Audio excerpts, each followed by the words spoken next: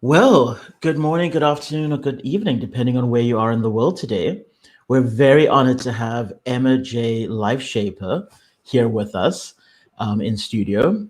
And Emma is a speaker at the Wellness Lifestyle Conference coming up on the 14th of August. So welcome, Emma. How Hi, you thank doing? you for having me. I'm great, thank you. How are you? Oh, absolutely fantastic. Thank you. Good. Um, okay, so Emma, very excited to hear about a little bit more about what it is you do, etc. But Mhm. before we get into that, maybe you could give us a little bit of background about you and what sort of your life path has been up until this point. Absolutely. Okay. So obviously stress is my area of expertise and I Mm, coach. Um, Stress is a huge umbrella, isn't it? So I coach people to manage their stress better through lifestyle changes. So ultimately, I'm a personal trainer, nutrition consultant, a life coach, a mindset coach, and recently qualified NLP practitioner too. So yeah, it's been a journey, to be honest with you. And the reason I learned everything that I've learned is because I've suffered with depression myself since 2002. I had a mm, very big car accident in 2002, which left me with a hole in my head and a big scar there. This is why I wear a fringe to cover it. And it mhm. left me with severe depression. So before that, I was the life and soul of the party. I did a bit of modelling. I was a professional dancer. I was in the gym with all my guy friends. You know, I wasn't Mhm. intimidated or anxious about anything in the world at all.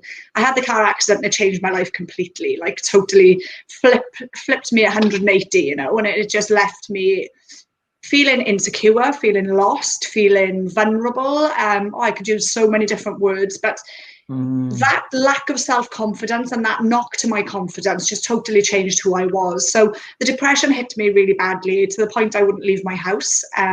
So I'd gone from being this very vibrant, bouncy, bubbly girl. I was young then, so I was out every weekend partying, you know, as you do when you're young, to yep. not even wanting to leave my house. So I can remember my friends actually coming up and forcing me to get dressed to even just take me for a ride in the car and think until you've experienced depression or mental health of any kind, I don't think you quite understand it, you know. Mm, And it was awful. I was very lucky, I suppose, at the time that my stepdad had suffered with depression all his life, and at that point, I was living back with my mum and my stepdad.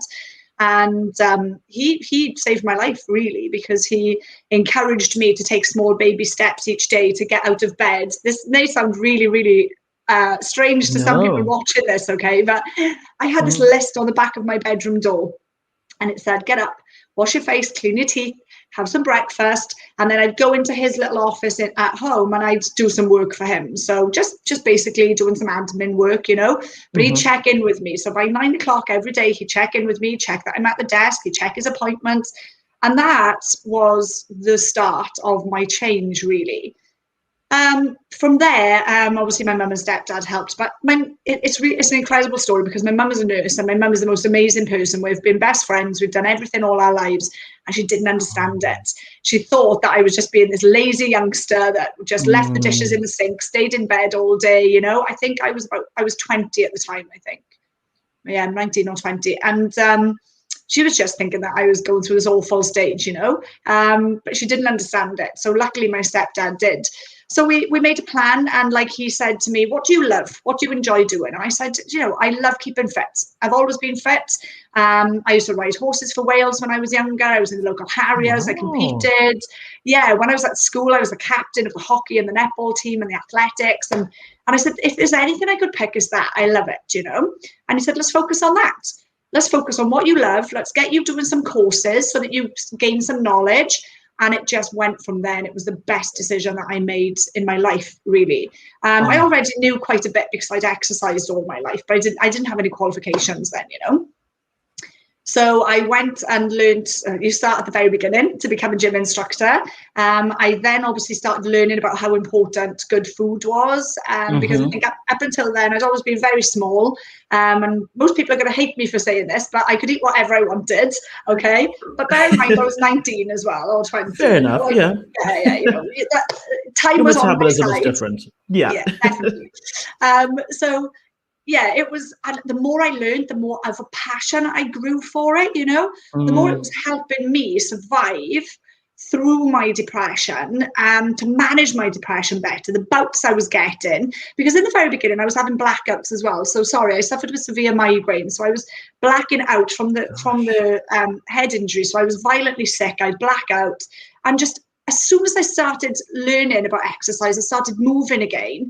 So I wasn't initially brave enough to go to a gym. I can remember driving to a gym and the car park would be full, and I turn around and drive away, because obviously I was very anxious. I was quite depressed at the time, and I couldn't face people, you know. And like I said, that was a huge difference for me, because I'd walked in there on my own and gone into the men's weightlifting part and just lifted weights with them. It didn't bother me, you know. Right. So yeah, it was huge. That was a turning point for me. Obviously, the better food I was putting into my body, the more I was managing my sleep, because don't forget, I was feeling depressed. I was staying up all night watching films, crying, watching films, doing the things that actually make you more depressed. You know, the things that we turn to that we feel are going to be comfort, eating loads of chocolate, sitting, watching a film, crying, eating ice cream, you know. And I look back now and I think, oh my gosh, I just can't believe where I was then and where I am now, you know. So it went from there. It just spiraled from there. I just wanted to learn and learn and learn more. I mean, it didn't just happen overnight. I was still very self-conscious. It still took me time to get into a gym, and you know, I had to break myself into these environments very slowly. But I was learning how to do that. I then realized that yes, exercise and nutrition are important, but the mindset ultimately is the most important. Absolutely. Yeah. So as soon as that registered with me, again, my career just grew from there. Because when I opened a gym then, so I felt that if I felt this way, being somebody that had always been fit, always been slim, always, you know, been very confident, how are other women feeling? How are older women feeling that were going through the menopause? How were women feeling that had suffered depression like myself, but were overweight, were a little bit self-conscious, that type of thing? So my mum partnered with me. Once I'd gained a lot of qualifications, my mum partnered up with me, said it was a great idea, and we opened a ladies-only gym, which absolutely boomed. We ran that for 12 years, and it was incredible. And it was the early days of that where the mindset stuff came in, because yes, I did some learning, and I realized how the exercise and nutrition was helping me, and I know that I could help other people that way. But I started working with other women, and they would listen to everything I said. You know, they'd eat the food I told them to eat, they'd exercise as often as I told them to, but there was something missing. So with some of them, they weren't losing an inch or a pound, and I thought, I'm doing something wrong here, you know. So I kept going to conventions and learning more, and I actually went to a convention and met an amazing guy who's become a really good friend of mine. And he brought over from America a concept called metabolic effect. So this is run by two doctors in America who are absolutely incredible. And I love to mention them because obviously I've done a lot of learning with them. And they're just incredible. And what I learned there was the importance of hormones and stress on the mind and the body. So the importance of both of those and how that can impact whether we gain fat or lose fat. So that was like a light bulb moment for me. It was like, oh my gosh, this is what I've been missing for so long, you know? And as I was sitting there, I could recognize all of my clients. I was thinking, yeah, that's Amanda. Yeah, that's Claire. Yeah, that's Lisa. Oh my gosh, this information, yeah, pow, this is just going to knock them off their feet. This is going to get them the results they want.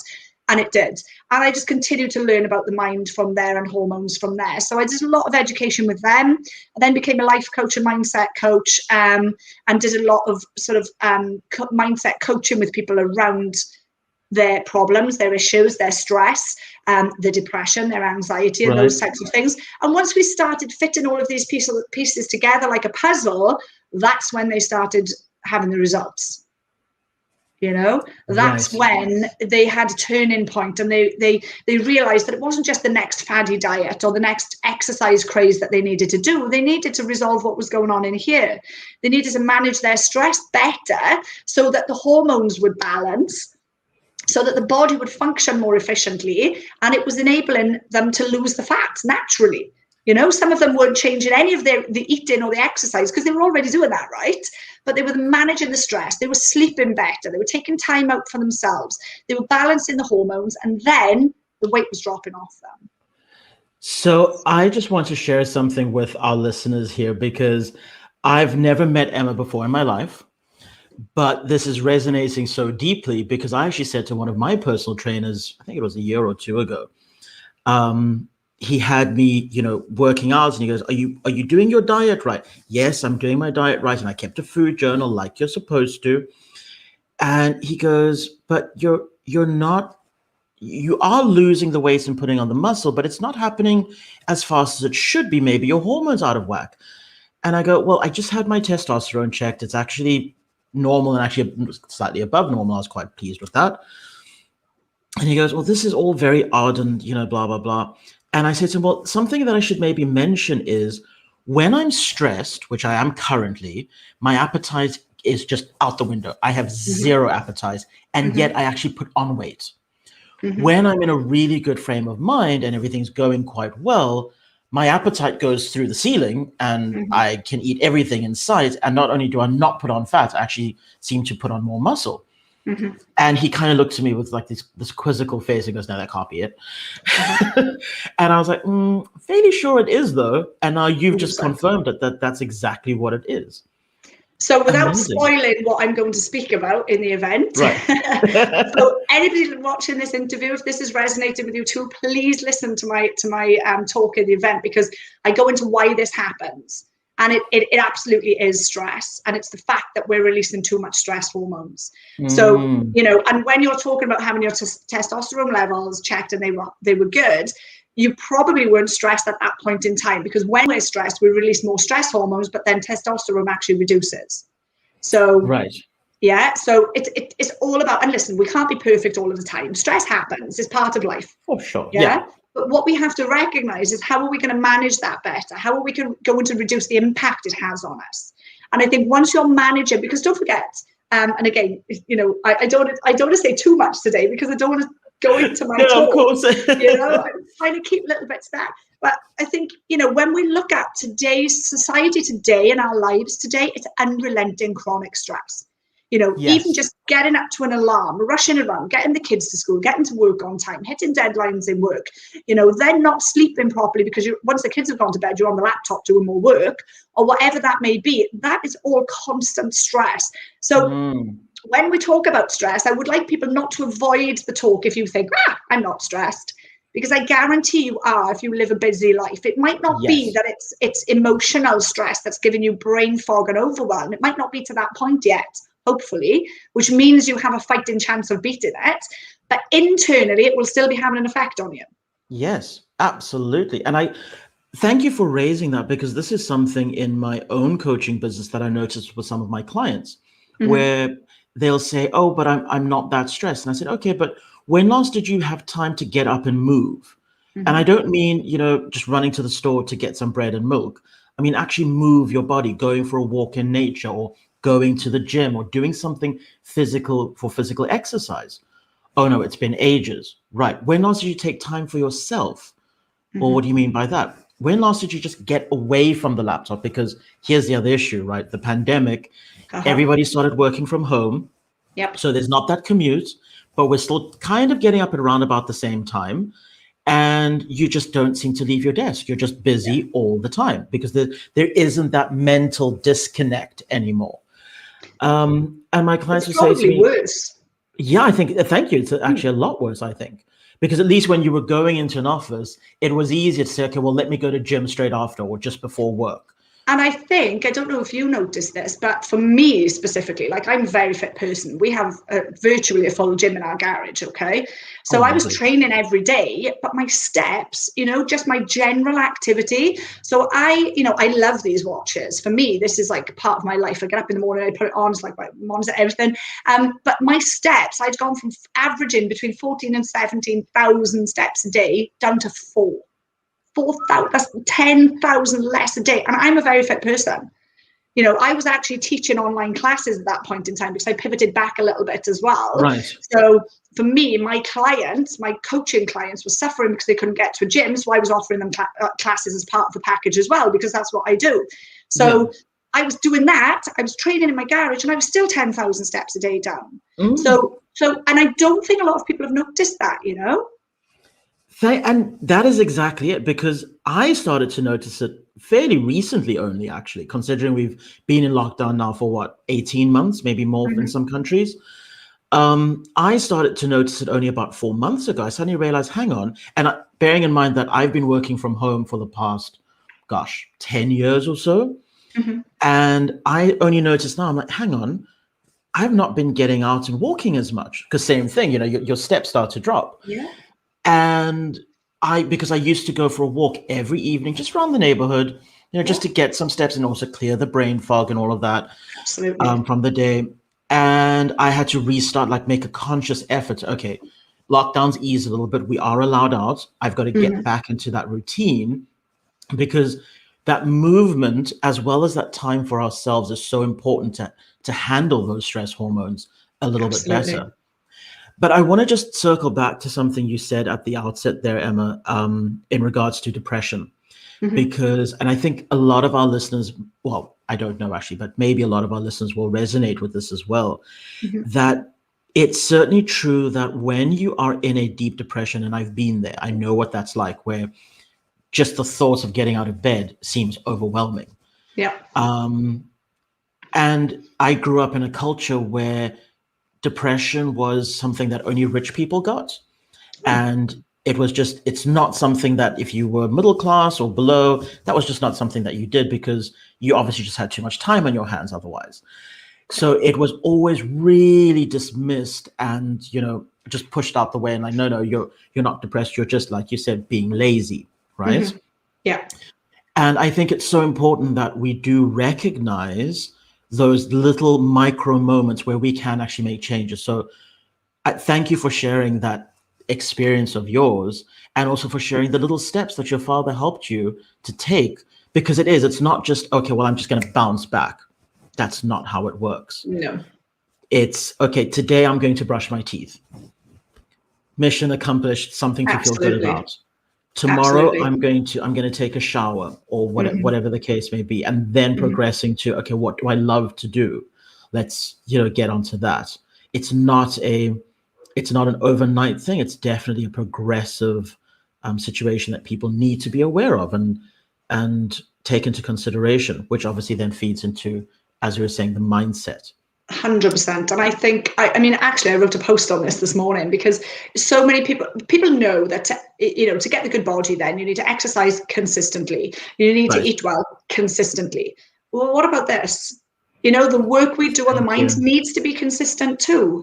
We Mm, can't expect to just, okay, go through little phases of severe chronic stress, where we're pushing ourselves to the limit. But then, okay, we do a week of maybe a bit of yoga, a bit of meditation, whatever, and then everything's okay. And that's another thing I'd like to point out. Again, I'm sure I say this in my talk, but there's lots of stress management tools which are great. Okay, so mhm. obviously there is walking in nature, mindfulness, meditation, yoga, bathing in Epsom salts. All of those things work.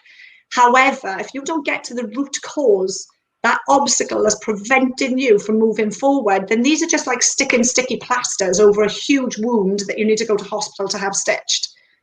That's the way I look at it. You have so many people out there going, yeah, I'm stressed. I'm going to go to yoga tonight. Where's the stress stemming from? How are you going to manage that? How are you going to prevent that from overwhelming you and taking over every few days or every few months? That's where you need to focus. I could not agree with you more. And actually, because my depression is kind of cyclical, and I know it comes round about September, middle of September every year, like clockwork. And Mm-hmm. I always do try and prep beforehand, and I know where it stems from, and it's trauma, and well, that's a story for another time. But Uh-huh. what was interesting is this year it hit me early Ah. and completely out of the blue, beginning of June, suddenly I get slapped with this massive depression, the likes of which I have not had in over a decade, probably. Ah. And I mean, I work in the space, so I know what I'm supposed to do, get to the root cause, do your yoga, do your meditation, do your journaling to try and figure out what it is. Mm-hmm. And it took me a week of intensive mental work, journaling, just scribbling out to try and get to the root cause. Mm-hmm. And it was actually interesting. It wasn't just one thing, and which is why Mm-hmm. I'm raising it. If you are stressed and you hit a depression, it might not be one major life changing thing that's just No. happened. It could just be that there's been 5 years of stuff that has piled on, like a room that gets untidy. You throw down a pair of socks, you go, oh, I'll pick it up in the morning. And then the next day it's a pair of jeans on top of that, and then a t-shirt. And then before you know it, the one corner of the room just looks like a tip.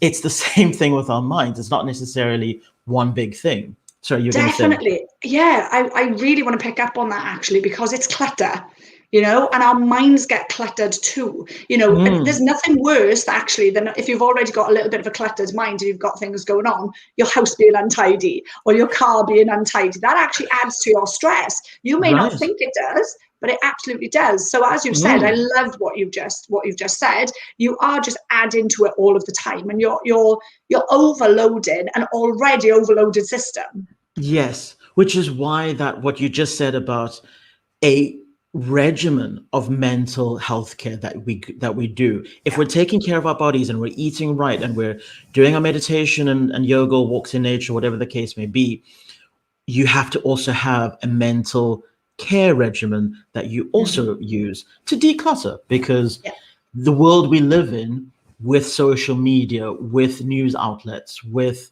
just life in general, the kids, the boss, the this, the that, the all the rest of it. What am I going to make for dinner tonight? All of those things do just come in and clutter our minds. So absolutely. Yeah, couldn't agree with you more.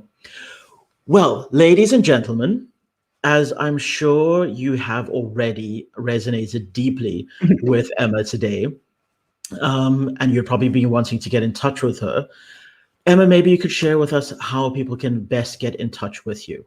Of course, yeah. So as you can see on screen, I'm Emma J Life Shaper. I actually shouldn't have put the J-A-Y. That is my name. But on social media, I'm Emma, just the letter J, Life Shaper, on all platforms. So I'm on LinkedIn, I'm on Twitter, I'm on Instagram, Facebook, all of these platforms. So it's just Emma, the letter J, Life Shaper. Fantastic. And all of Emma's details are in the description of this video already. So you can click whichever platform is best for you and get in touch with Emma, and she'll be happy to help you. Emma, we also, of course, are looking forward to having you on the Wellness Lifestyle Conference next weekend.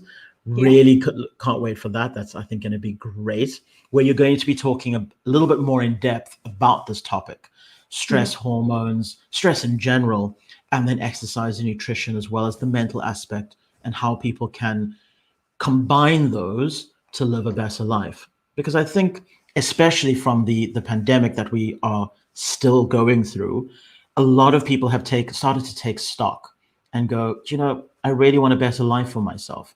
So I would just say to our listeners, if that resonates with you, if you feel like now's the time, please tune into Emma's discussion with us on the 14th, and also get in touch with her, as I mentioned.